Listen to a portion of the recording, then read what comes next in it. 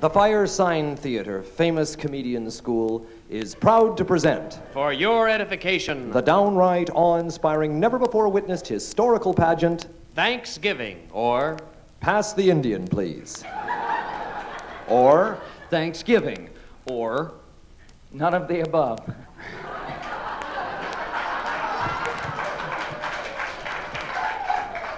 Now over there we have some merchants and settlers and pilgrims and trappers, all dressed funny in funny hats with buckles on their shoes, and the soldiers in armor. Just folks.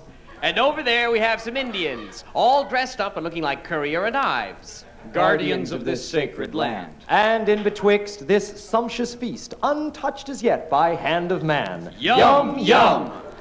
The leader of the white man speaks. Let's whop them Indians! He says, The Indians, of course, having nothing to say. don't say nothing. A typical scene, folks, one which will be repeated thousands of times In the thousands of times to come. Except This first one was different. Why did the first one have to be different? You know, it didn't seem any different at first. No, one of the soldiers walked over to one of the Indians and throttled him. Well, you can bet this made the folks in the Buckley shoes as proud as punch. Manifest destiny! Cried the captain of the ship. That Indian is good and dead. Said the minister's wife. A dead Indian is good. Cleverly rejoined the captain of the dragoons. The only good Indian is a dead Indian. Said a little boy. And they all applauded. And they were going to let the little boy eat the Indian's heart. Yum, yum. When someone I think it was the minister. reminded them that they were all Christian. And eating the heart of an Indian isn't really something that Christ would do. Good.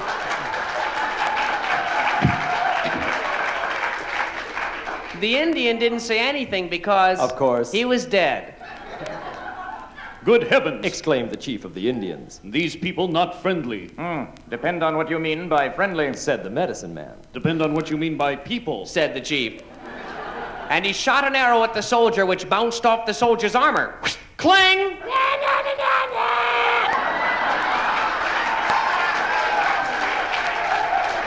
Exclaimed the minister's wife, and she raised up a Buckley musket. Bang! Said the musket, And a couple of Indians fell dead, clutching their intestines. which spilled out on the ground. Well, folks, this really got things going. There was a lot of shooting and dodging behind trees and skulking and so on. The Indians killed a few settlers, And the settlers killed a whole lot of Indians. And the feast was still untouched. and it looked as if democracy was to be made safe for America. When, All of a sudden, a very strange and unprecedented thing happened. what happened was... And this is going to sound pretty strange, folks. What happened was...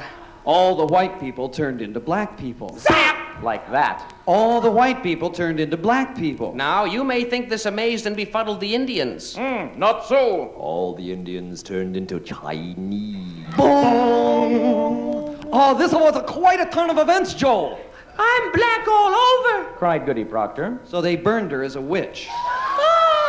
Oh, we felt bad about it thereafter. When we realized that we were all black, too. Meanwhile, over on the other side of the table... Things weren't exactly crystal clear either, I'm yellow all over. cried the chief. Not my favorite color. He said, My wife thinks it's bitching, though. Anybody here know yin from yang? Mused the medicine man. well then, folks, a funny thing happened. All the settlers took off their buckles and they started dancing and decorating each other. And the Indians contemplated a lot. And a few days later, someone I think it was the minister. said, What about that war we was a-having? Here, here! Shouted the blacks. What was we fighting about? I think we's gonna take their land. said someone, Unthinkable. Said the blacks. And besides, said someone else. What do you mean, their land? You see, being newly repressed members of a minority, they now understood the difference between guardianship. as opposed to ownership, Of the land. Well, after a little while, all the black people and the yellow people got together socially. Hey, Papa, what's happening, baby? And, Little hanky-panky took place amongst the younger folks. and everything got sort of blended together. Until one day, they all looked around and there was Nothing but Indians. That's right, folks. Nothing but Indian. You see, Here comes the punchline. The definition of an Indian is... a white man who becomes a black man. With some yellow added in. Well, some may say that's an oversimplification. That's an oversimplification. But it's better than killing people. Isn't it?